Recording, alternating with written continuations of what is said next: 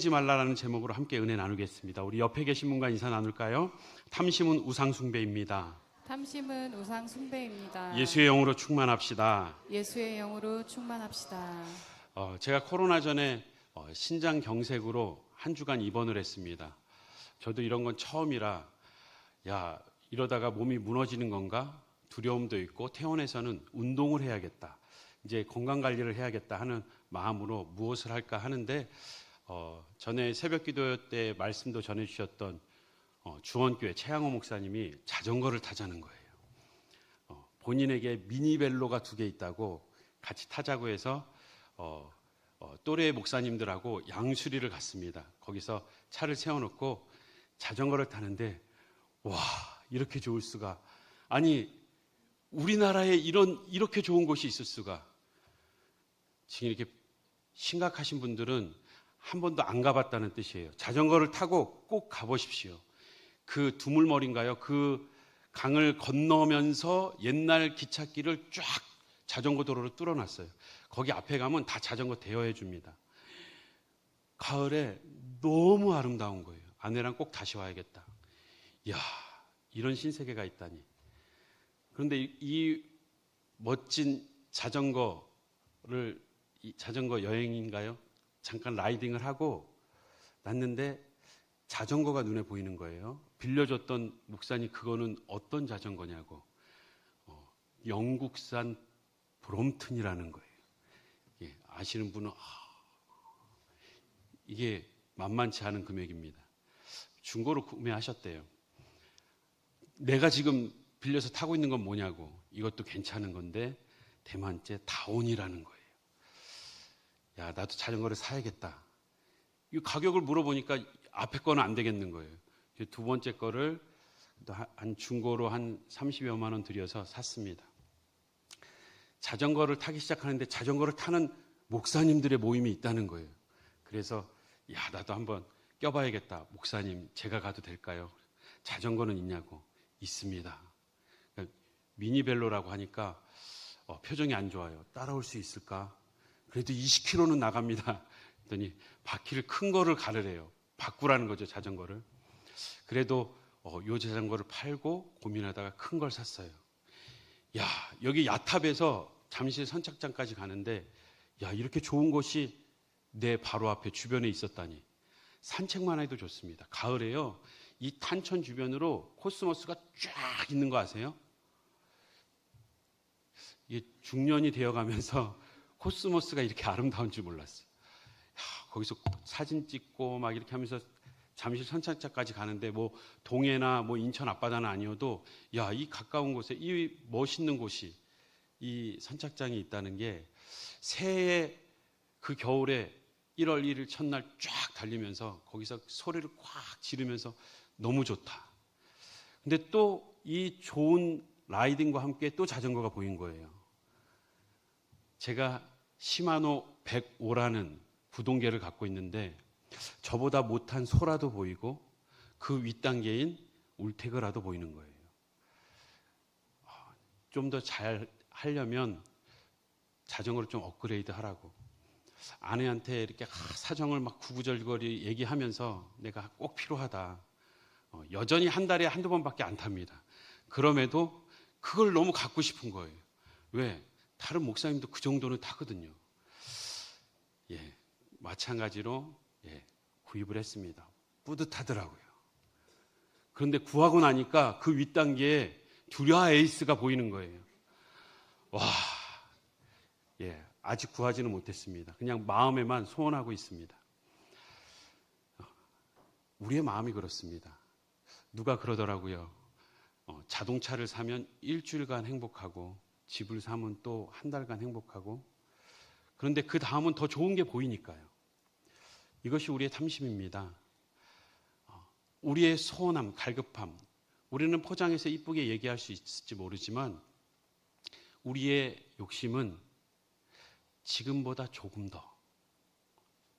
이것이 우리의 탐심이고 또 나와 함께 비교되는 남들만큼만. 조금만 더 남들만큼만. 남들만큼만 하니까 뭔가 자족하는 것 같은데 아니요. 이분하고 같아지면 또 다른 남들이 보여요. 그 또 다른 남들만큼만을 마음속에 품는 겁니다. 세계의 부호라고 여겨졌던 락펠러가 그 침상머리에 누워서 그 투병을 하고 있음에도 당신이 이만큼 어마어마한 업적을, 자산을 이루었는데 당신이 여기에 만족하냐고 기자가 물었을 때 그는 딱 한마디 합니다. Just a little more. 조금만 더 있으면 더 안정된 자산 속에서 이 자기의 자산을 굴릴 수 있다는 생각에 조금만 더 내가 얻고 쥐고 나는 만족하려고 한다. 그 만족이 정말 만족일까? 정말 조금만 더 있으면 만족하게 될까? 오늘 본문에도 그들의 필요를 넘어서 욕심을 낼 수밖에 없는 그러한 상황에 놓인 이스라엘들을 보게 됩니다. 사랑하는 성도 여러분, 우리도 인생에 조금만 더 있었으면 하는 것이 있지 않습니까? 무엇이 더 필요합니까? 그것이 물질이든 건강이든 우리의 더 좋은 관계와 우리의 주어진 상황이든 우리는 조금 더를 외치고 남들만큼을 소원하고 있습니다. 오늘 주님께서 주신 마지막 십계명의 말씀, 탐내지 마라. 이것은 단지 무언가 많은 것을 움켜쥐는 것, 어마어마한 부호를 이루는 것을 얘기하는 것이 아닙니다. 마음의 동기죠. 간음하지 말라, 도둑질하지 말라, 거짓말하지 말라. 그들이 행위로 나타났던 것을 얘기했다면 이 마지막에는 그 모든 것을 하게 되는 그 내면의 가장 기초가 되고 뿌리가 되는 근거, 그 모든 죄를 짓게 되는 악의 뿌리를 얘기하고 있습니다. 외면적인 것이 아닌 내면적인 것을 말하죠.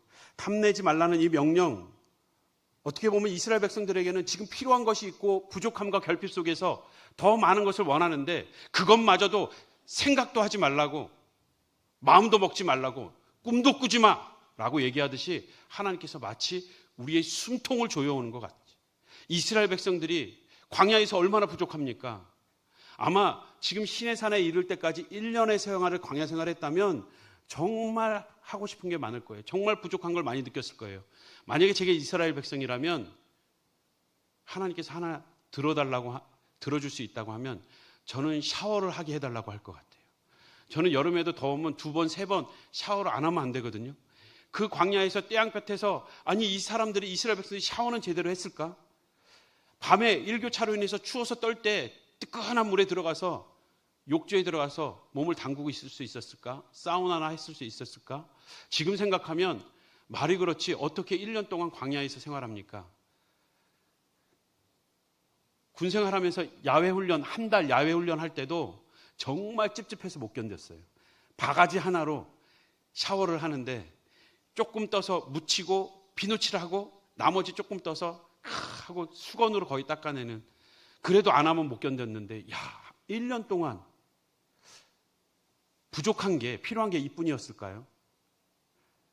그들이 맛있는 걸 먹고 싶고 고기를 먹고 싶을 때 하나님 만나를 주고 매출하기 줬지만 계속해서 같은 거 먹는다 생각해 보세요. 여행을 갔어요.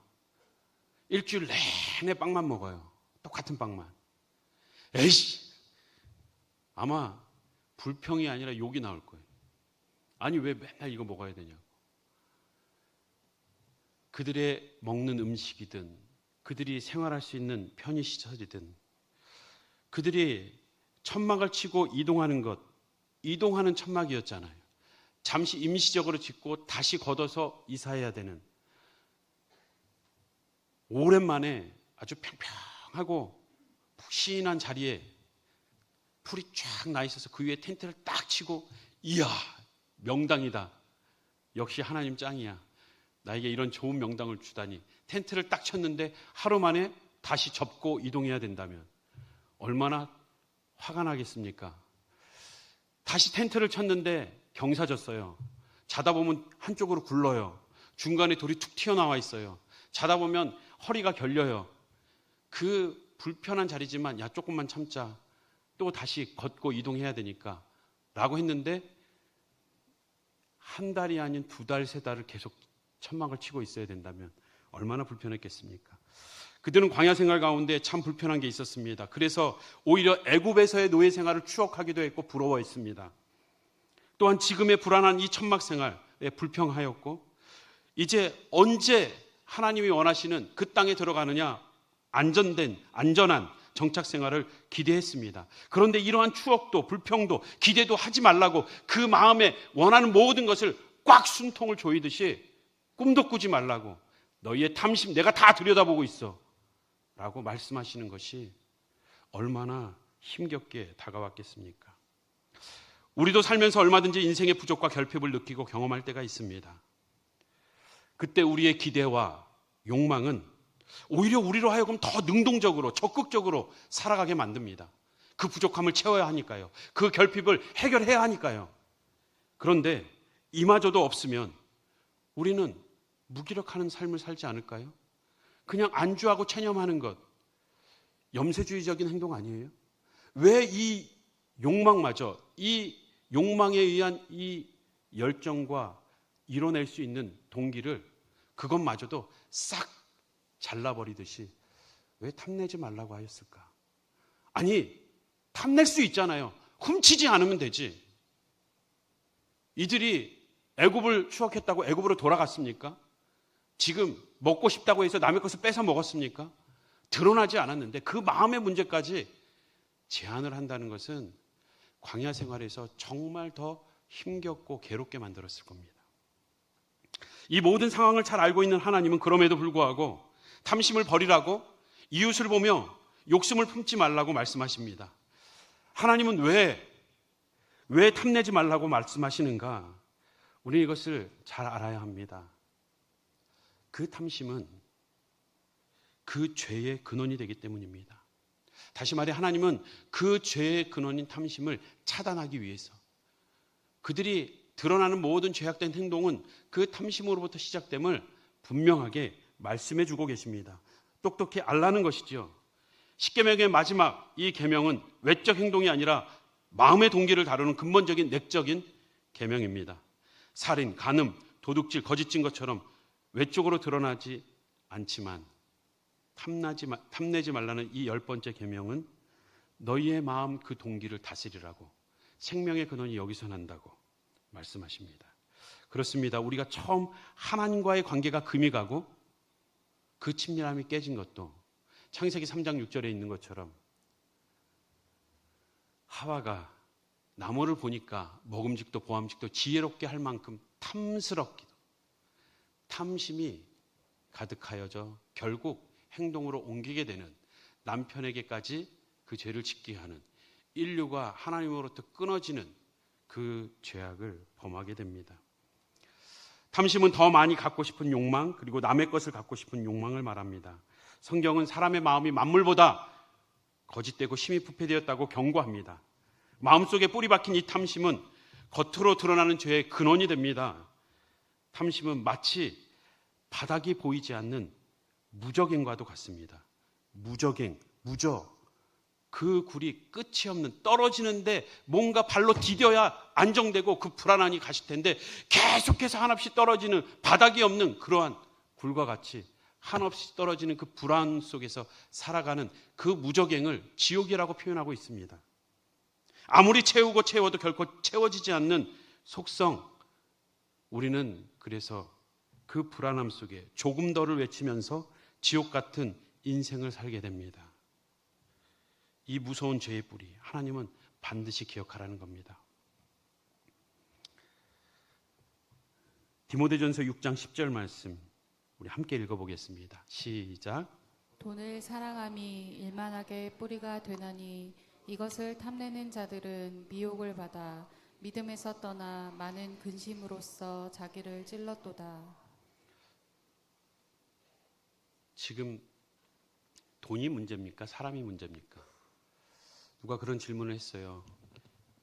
아니, 돈이 일만하게 뿌린데 왜 이렇게 돈을 얘기하냐고.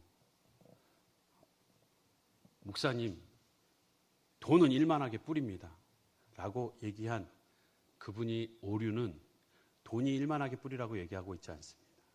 돈을 사랑함이, 다시 말해서 돈에게 마음을 뺏긴 그 사람이, 그 마음이 악의 뿌리가 된다는 거예요.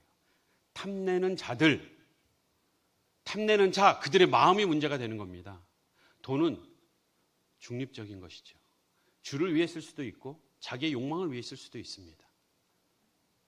우리가 많은 것은 중립적이고 오히려 그 인간의 마음, 탐심으로 말미암아 많은 것이 오용되고 남용되고 악용되는 것입니다.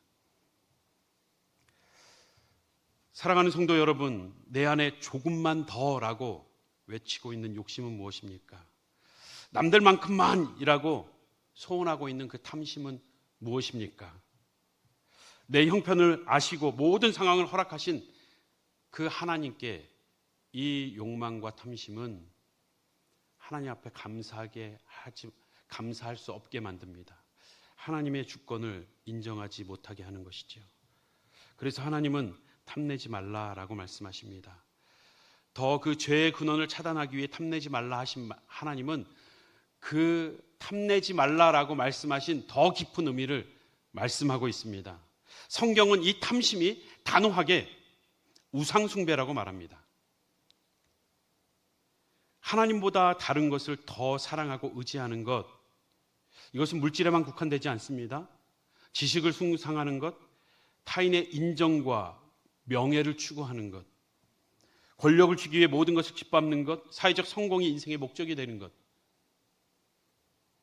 자녀에게 다 내어주고 자녀에게 만족을 얻으려는 우리의 인간의 모습. 골로새서 3장 5절은 이렇게 말합니다. 그러므로 땅에 있는 지체를 죽이라. 곧 음란과 부정과 사욕과 악한 정욕과 탐심이니. 함께 읽겠습니다. 탐심은 우상숭배니라. 하나님보다 내 마음이 더 원하는 것. 탐심은 하나님을 향한 갈망 외의 모든 것을 탐심이라고 말합니다. 하나님은 질투하는 성품을 가지고 계셔서 우리와 하나님 사이에 어떤 것도 끼어드는 것을 원치 않습니다. 하나님께서 이스라엘에게 가나안 땅의 첫 성 여리고 성을 함락하고서 모든 것을 가져오라고, 진멸하라고 명령하신 것도 너희가 광야 생활을 하면서 그 풍성한 삶을 살고 누렸던 그 문화 속에서 가지고 있던 모든 그 전리품들을 볼 때에 눈이 돌아갈 수밖에 없죠. 야, 이런 화려한 것도 있네, 이런 이쁜 것도 있네, 야, 이러한 가치 있는 이 보물들을 갖고 싶은 마음은 간절했을 겁니다. 광야 생활 가운데 누리지 못했던 것이거든요. 그런데 거기에 마음을 두지 말고 너희가 가나안 땅에 들어갈 수 있도록 인도하는 나를 바라보라고. 하나님은 결코 그 전리품을 진멸하라고, 남겨두지 말라고 분명히 말합니다. 하나님이 인정하지 않는 것은 결코 우리의 것이 될 수 없다는 것을 가르치기 위함이었습니다. 탐심은 결국 우리를 향한 하나님의 주권과 자비로움을 부인하는 것이 됩니다. 하나님이 우리에게 주신 것에 대한, 우리가 하나님이 아닌 다른 것에 만족과 안전을 두려고 할 때 우리는 이미 우상을 섬기고 있습니다. 출애굽기 20장 3절입니다. 너는 나 외 다른 신을 내게 두지 말라라고 말씀하시면서 5절 상반절에 이렇게 말씀합니다. 함께 읽겠습니다. 그것들에게 절하지 말며 그것들을 섬기지 말라. 나 내 하나님 여호와는 질투하는 하나님인즉. 질투하는 하나님. 하나님은 우리에게 탐심을 경계하고 있을 때에 너와 나 사이에 어떤 것도 끼어들길 원치 않는다. 내가 너를 사랑하고 포기할 수 없고 너를 향한 강렬한 그 사랑의 마음이 있으니, 지독한 사랑을 가지고 있으니 어떤 것도 껴들어서는 안 된다. 하나님의 포기하지 않는 그 사랑을 우리는 지독한 사랑이라고 표현하기도 합니다. 세상은 자신이 해가 되는 줄 알면서도 계속해서 반복하는 죄악, 그 치명적인 중독을 지독한 사랑이라고 표현합니다. 왜? 자신에게 해가 됨에도 끊지 못하니까.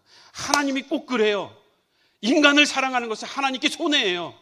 하나님은 다 잃는 겁니다. 그런데 포기하지 못하는 거예요. 왜? 인간을 사랑하기 때문에. 어떻게? 그 사랑을 독점하고 그 어떤 것도 끼어들지 않게 하기 위하여 독점하고 있는 질투하는 하나님. 아니, 우리가 뭔데 하나님이 우리를 향하여서 질투하십니까? 우리는 이 대목에서 우리는 감격하지 않을 수 없고 눈물이 나오지 않을 수 없습니다. 내가 뭔데? 하나님 여호와여, 내가 무엇이간데? 무엇이간데 나를 권고하십니까? 내가 뭔데 하나님이 지으신 이 어마어마한 우주를 바라볼 때 먼지먹도 못한 이 인생에 감찰하시고 기억하시고 돌보십니까? 하나님은 우리를 향한 그 사랑을 내려놓지 못하시고 그 질투하기까지 독점하시는, 우리를 포기하지 않는 사랑의 하나님이신 줄 믿습니다. 사랑하는 성도 여러분, 그 사랑하시는 하나님의 그 마음을 담아 명령하고 있는 거예요. 이스라엘 백성들은 딱딱하게 들었을지 모릅니다. 우리도 예수 그리스도로 이어지지 않으면 이 명령은 우리의 삶을 올가매는 것밖에 되지 않아요. 근데 이 가운데 그 율법을 수여하신 분이 율법을 완성하시고 그 율법을 완성하신 분이 그 의를 우리에게 전가해 주시면서 오히려 이 율법이 하나님의 사랑임을 깨닫게 해주고 계십니다. 1990년대 미국 남성들의 회개 운동이 있었습니다. 큰 풋볼 스타디움에 남자들이 가득 차서 무릎을 꿇고 회개 운동을 합니다. 그때 그들이 불렀던 찬양이 있습니다. 나의 만족과 유익을 위해 라는 찬양입니다. 가사를 띄워주시면, 가사를 한번 보십시오. 나의 만족과 유익을 위해 가지려 했던 세상 일들 이제 모두 다 해로 여기고 주님을 위해 다 버리네.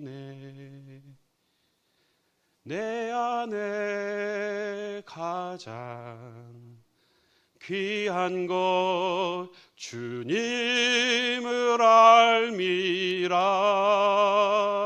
모든 것 되시며 의와 기쁨 되신 주 사랑합니다.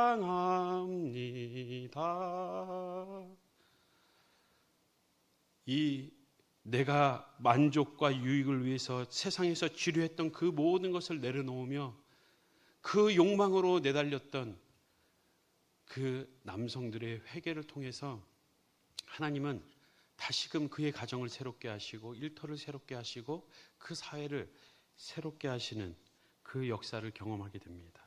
사랑하는 성도 여러분,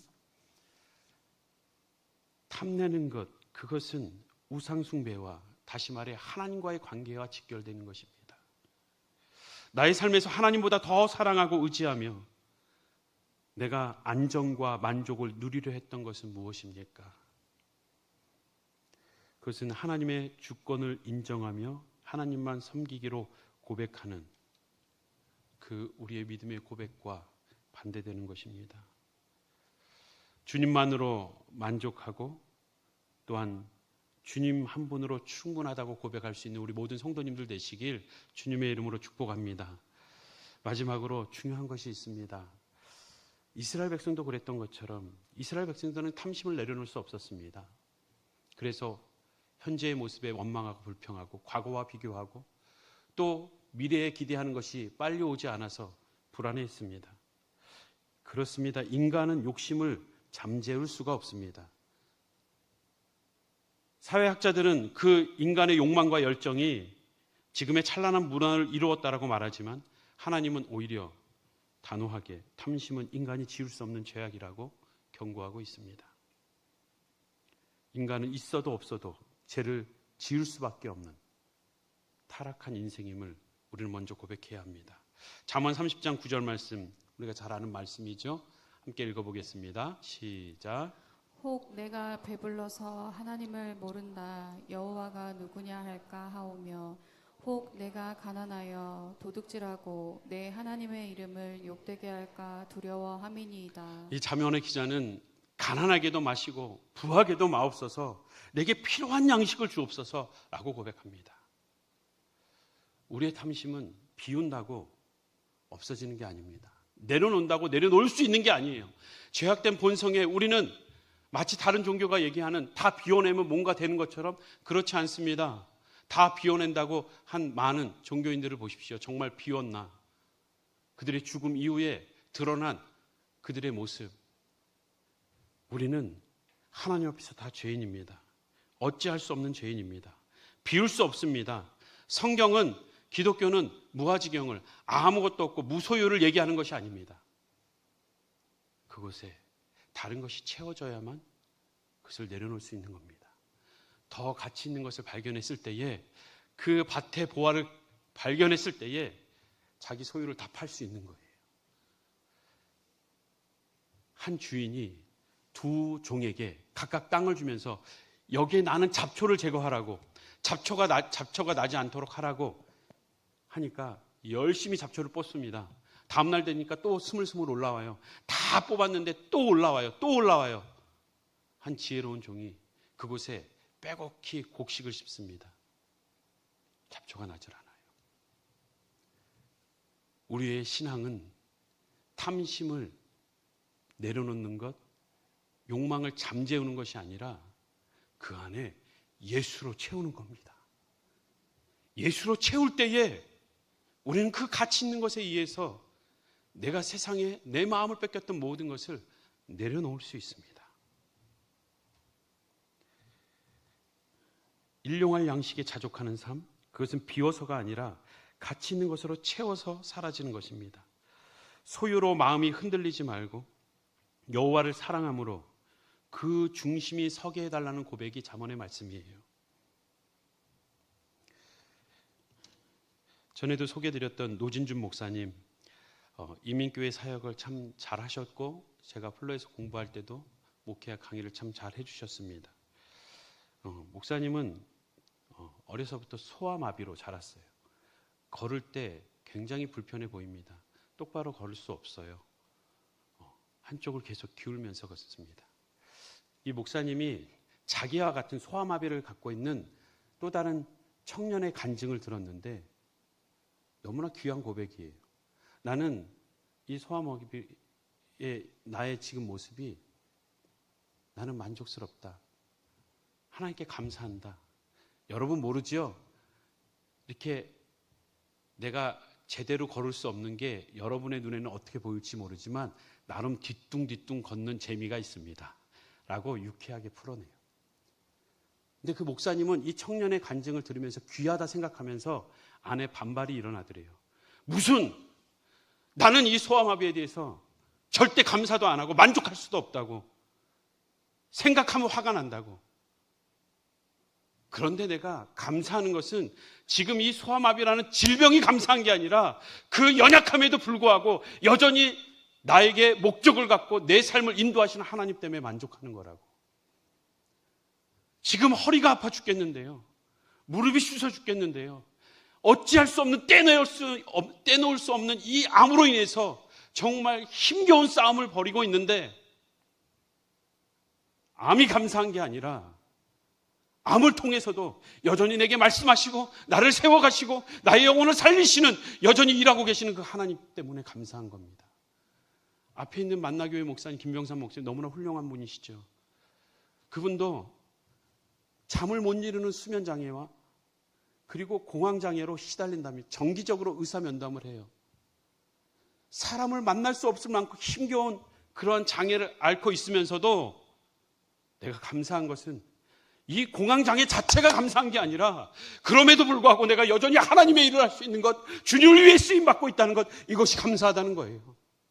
사랑하는 성도 여러분, 우리의 부족함 자체가 우리가 거기에서 감사가 나옵니까? 아니요. 부족한데 그 부족함 때문에 주님께 나올 수 있었고 나의 질병으로 인해서 주님께 매달릴 수 있었고 나의 자녀의 방황과 나의 인생의 많은 문제들로 인해서 그것으로 내가 주님께 더 가까이 나가는 것이 감사하다는 것을 사도 바울은 고백하고 있는 겁니다. 빌립보서 4장 11절 말씀 우리 함께 읽겠습니다. 시작. 내가 궁핍함으로 말하는 것이 아니라 어떠한 형편에든지 나는 자족하기를 배웠노니. 사도 바울은 궁핍한데 나는 만족한다 뜻이 아니에요. 이 자족은 궁핍하지만 여전히 그 가운데에도 나를 사용하시고 세계를 향하여 복음을 들고 나갈 수 있게 하시는 하나님, 그 궁핍함을 오히려 주님의 영광을 위해 사용하시는 그 하나님, 약할 때 오히려 강함을, 하나님의 강하심을 드러내시는 그 하나님의 역사 가운데 만족한다는 거예요. 우리는 이 땅에서 모든 것을 누리고 모든 것을 얻을 수 없습니다. 그런데 우리의 부족함과 결핍이 오히려 우리의 영혼을 살리고 우리의 영혼을 유익을 위하여 하나님이 사용하고 계시다면 우리는 그것을 자족이라고 합니다. 이것이 예수 안에서 자족하기 위해서 하나님이 우리에게 탐내지 말라라고 말씀하시는 겁니다. 우리는 탐심을 내려놓을 수 없고 그 욕심을 잠재울 수 없지만 예수 그리스도가 그 모든 율법을 이루시고 그분이 우리 안에서 일하기 시작한 겁니다.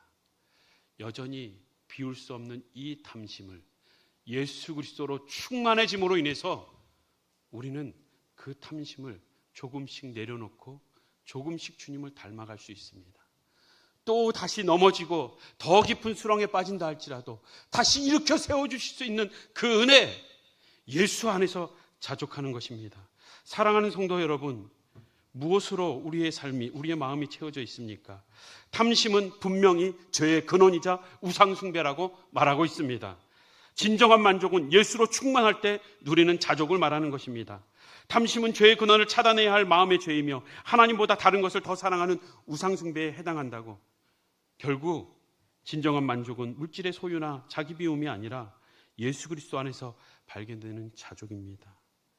안주하고 체념하는 것이 아니라 예수 그리스도로 말미암아 기뻐하고 다시금 기대하고 그 안에서 평안을 누리는 그 자족, 이 자족이 우리 모든 성도님들에게 있길 주님의 이름으로 축복합니다. 예수님은 그 탐심을 말하면서 진짜 부요함이 뭔지, 너희들은 무언가 쥐어야, 무언가 입에 넣어야 그래야 너희가 만족하고 그리고 부요하다라고 말할지 모르지만 그렇지 않다라고 누가복음 12장 15절을 말합니다. 그들에게 이르되 삶과 모든 탐심을 물리치라. 사람의 생명이 그 소유에 넉넉한 데 있지 아니하리라. 그 소유에 넉넉하기 때문에 내가 지금 살아가고 있는 게 아니고 내 생명이 지탱되는 게 아니고 풍성한 삶을 누리는 게 아니고 그 생명이 지속되고 그 풍성함을 누리는 것은 그것이 아니라 21절에 자기를 위하여 재물을 쌓아두고 하나님께 대하여 부요하지 못한 자, 어리석은 부자, 많은 것을 다 쌓아놓고 내 영혼아 먹고 즐기자라고 할 때에 오늘 밤 너의 영혼을 내가 부르면 어떻게 되겠냐라고 하시며 재물